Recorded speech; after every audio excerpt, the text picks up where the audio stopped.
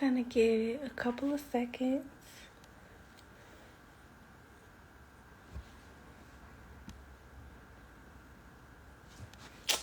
So, just for those who don't know, I am getting ready to get my hair braided. So, hence why I got my Sealy plaits today. Hey, why I got my Sealy plaits today? Because as soon as I'm done with this live, I'm going to get my hair braided. And y'all know that feeling when you get your hair freshly braided for vacation. So, that's why I'm sitting here looking like I am 12. And I had to put a filter on to help out with that so I can look a little bit more grown. But no, let me get into it. Hello. Thank you for joining. I am going to keep it simple, quick, and to the point today. Today, we're really going to talk about oversaturation of the beauty industry and how you can stand out in an oversaturated market. So I have my notes so I can stay on track today and not veer off. Okay. And so we're going to talk about that because I want to make it very clear that there are the beauty industry is worth over $500 billion. Okay. Over $500 billion. So that tells me that there is enough for everyone to get a piece of the pie, right? Like there is enough for everybody to get a piece of the pie. So if that is the case, why do we let the term oversaturation stop us from doing what we want to do, right? Like why do we allow that to keep us from moving in the right direction in our business? And that's really what I want to highlight the most, okay? So for those who is the first time watching me, my name is Fatima Barnes, and I am a business strategist for beauty brands. And what I do, a little bit about what I do, is I help beauty brands that are stagnant transform to premium, raise their prices, and build a marketing machine that works for them 24/7 on autopilot without them spending that much time in their business, eliminating the time spent in their business by at least 50%. Thank you, love. Greetings. Hey, so that is what I do. I help them eliminate as much of that wasted time in their business, but actually have a marketing machine that sells for them on autopilot 24/7. And that is how I help people. And I love what I do. Okay, so let's get into it. I'll start with this one statement. The term oversaturation in this marketplace that we hear. I hear people all the time. I don't want to sell body butter because so many people selling body butter. I don't want to sell lip gloss because they selling lip gloss. I don't want to do everybody. Listen, that is an illusion. Okay. It is an illusion and it is literally not true at all. Okay. It is merely an illusion. It is false and it is a limiting belief that many people have. And so many people don't go hard in their businesses. They don't go in their businesses. Hey, Sabrina. They don't go in their businesses like they should because there is this fear that there is not enough room for me.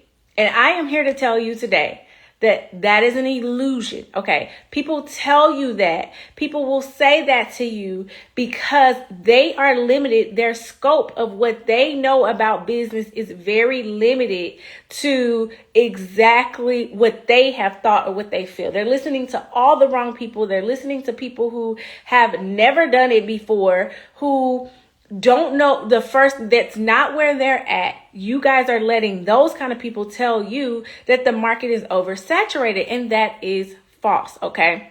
There is over 7 billion people in the world. I want to put that in perspective. There are over 7 billion people in the world. You don't think that little old you can find a tribe within that will serve you, and that will also not only that you can serve, but that will allow you to meet the financial goals that you have for yourself and for your life. Okay. Out of 7 billion people. The problem is most people that we hear that from are very limited in their approach and they really don't know what they're talking about. I'm just saying. Okay. So we're going to talk about one, why that is stopping you from getting to the next level. It stops you from getting to the next level because it cripples you. It gives you this fear that I can't do it because this person is doing it and they're doing it better. So you start to compare, you start to look out, you start to see what they're doing. And before you know it, you're just emulating what you see other people are doing and trying to figure out how that fits for you and how that works for you and how can I make it fit for me, right? And so now you're struggling because you're trying to build a brand that is not true to you and that's not authentic to you, when not understanding that that is key to you standing out. That is key. If the brand is, if the brand is authentic to you and it fits you, that is the key to standing out, because while there are 7 billion people in the world, there is only one you.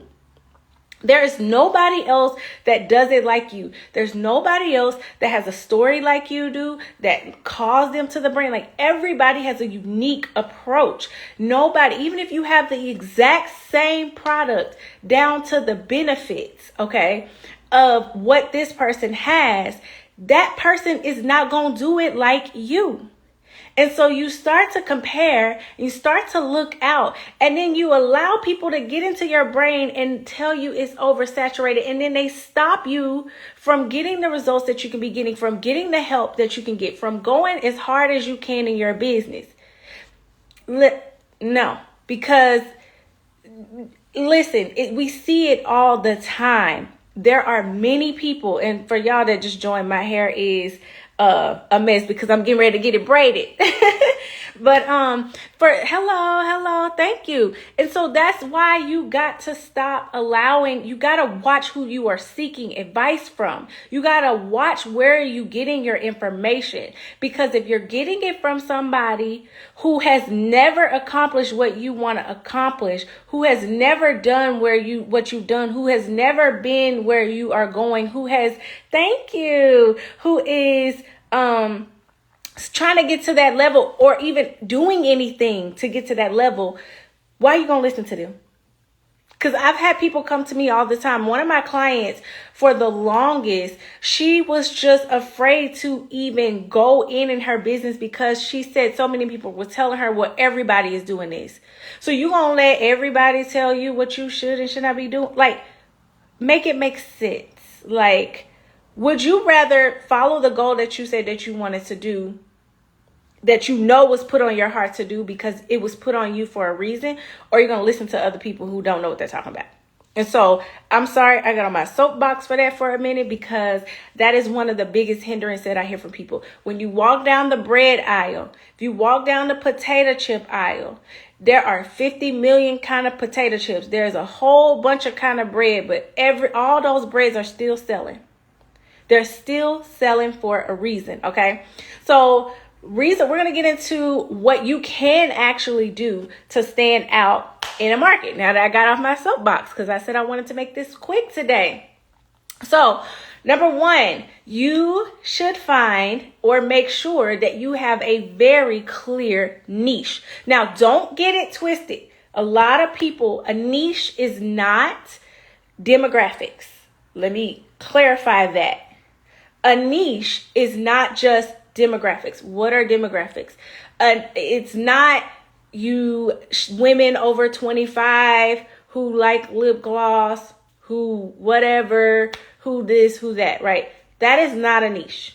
That is just demographics to describe what you think your ideal customer is, but that is not a niche, okay? A niche is a specialized set of traits that this person displays, a specialized set of pain points, pleasure points, all of these different things within a group within that niche. So you have women, but what kind of woman?